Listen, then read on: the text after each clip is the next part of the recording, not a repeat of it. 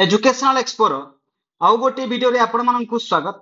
आपण माने देखि परुथिबे ओडिशा स्टाफ सिलेक्शन पक्षरु ओ डबल एससी पक्षरु गोटे नोटिस आसी आजिकार डेट रे 24/10/25 रे आ जो नोटिस रो सब्जेक्ट कोन रहउची tentative date of preliminary examination for the post of Hindi teacher under leave training reserve teacher.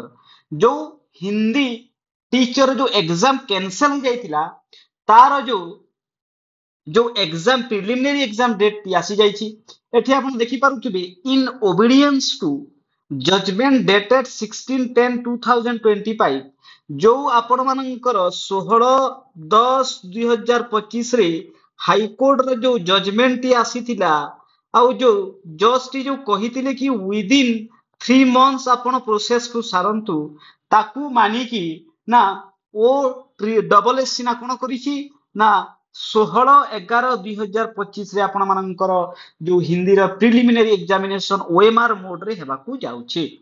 एहा तिला संपूर्ण न्यूज आहुर एमिति क्या न्यूज देखिबा पई एजुकेशनल एक्सप्लोरर यूट्यूब चैनल को लाइक एंड सब्सक्राइब कर दियंतु। थैंक यू, धन्यवाद।